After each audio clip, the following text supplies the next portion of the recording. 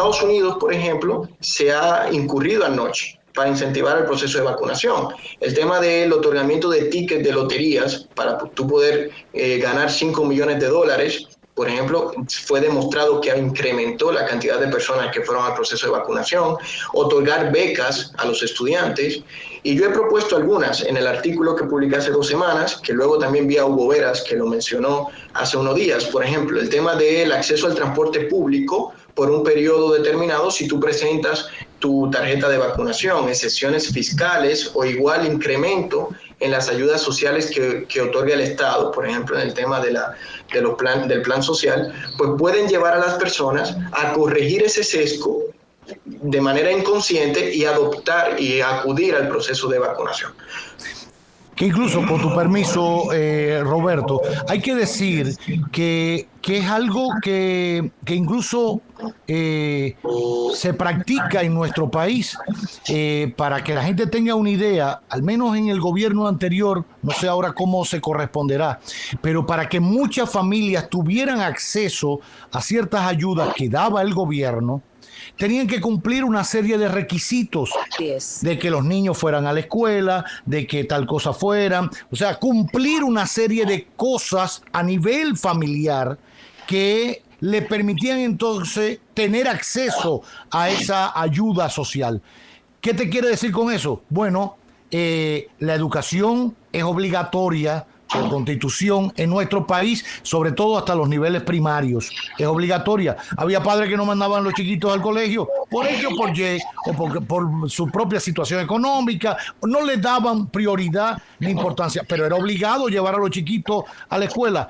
Que ir con la policía a sacar al chiquito para llevarlo al aula no tenía sentido. Bueno, el Estado o el gobierno decidió obligar al padre, que por Constitución está obligado a llevar al niño al colegio o a la escuela pública, con este nivel de incentivo, midiendo su participación en la sociedad. Y eso es importante, y lo acoto nada más, Roberto, para que sigas explicando las otras ideas que tú propusiste, porque si algo debemos ver en esta situación es que el Estado en ese momento, a la hora de tomar una decisión respecto a la vacunación, siendo nosotros los vectores del virus, no es un mosquito, no es el Aedes aegypti con el dengue, somos nosotros, tenemos que vernos como ciudadanos más que personas. En el momento que somos ciudadanos, somos una colectividad, somos una sociedad, y por mucho que uno piense en sí mismo, tiene que pensar en la colectividad, porque si no, estamos embarcados como especie y nos vamos a fuñir todos, porque nos vamos a morir todos. Entonces no es verdad que por la irresponsabilidad personal, como ciudadanos, que somos ya una categoría superior porque formamos una sociedad ante el Estado, no vamos a hacerlo. Entonces el Estado tiene que intervenir ante ese ciudadano. Claro. Que estemos claros. Totalmente de acuerdo. De hecho, yo sostenía que constitucionalmente es legítimo la vacuna obligatoria. ¿Por qué? Porque si bien es cierto, por ejemplo, que el artículo 42.3 de la Constitución establece que se requiere del consentimiento previo, informado y libre de las personas para recibir cualquier injerencia en su salud, ¿verdad? Cualquier proceso de vacunación o cualquier proceso médico, ese artículo debe interpretarse dentro del contexto de la pandemia y sobre todo a la luz de los demás principios que sustentan todo el ordenamiento jurídico. Y uno de esos principios, Roberto, que tú mencionabas ahí implícitamente, es el de solidaridad. Claro. De manera que si bien es cierto que se requiere en una situación ordinaria, regular del consentimiento, existe una excepción que es cuando existe una situación que ponga en peligro la vida de la persona. Y en este caso no solamente se pone en peligro la vida de aquel que se resiste a vacunarse, sino que además se pone en peligro la vida de las demás personas. Por lo tanto, el Estado puede obligar, imponer la vacuna a las personas para garantizar la salud y la vida de las personas y por consiguiente el bienestar de la colectividad. ¿Qué es lo que yo sostengo? Y es donde a mí me gustaría ahora pues resaltar que las personas que se resisten a vacunarse no lo hacen racionalmente.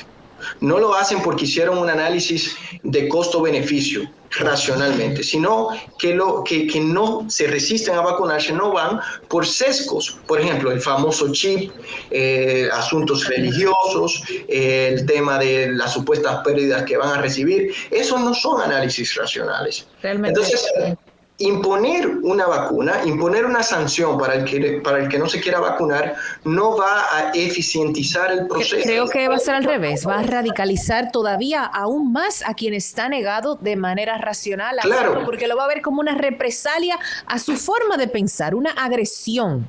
Claro, y no solamente eso, sino que va a decir, bueno, yo prefiero asumir la sanción que irme a vacunar. ¿Por qué? Porque dentro de mi pensamiento yo le doy un valor subjetivo a la pérdida. Yo prefiero tener la sanción que irme a vacunar.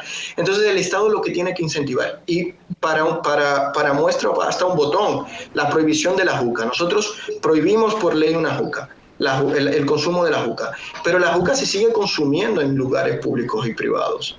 ¿Por qué? Porque eso no ha generado que las personas tengan el deseo, la motivación para no hacerlo. Entonces, el objetivo aquí es que el Estado, en lugar de imponer, aunque puede hacerlo constitucionalmente, pues utilice notch para redireccionar las conductas de las personas en base a incentivos, y que adopte un conjunto de incentivos, como lo que he mencionado anteriormente, que motiven a las personas a acudir y a integrarse al proceso de vacunación, porque es fundamental para poder salir de esta situación y sobre todo para garantizar el bienestar de todos. ¿Qué otras ideas proponías? Bueno, estaba lo de los beneficios con lo del transporte. ¿Qué otras ideas?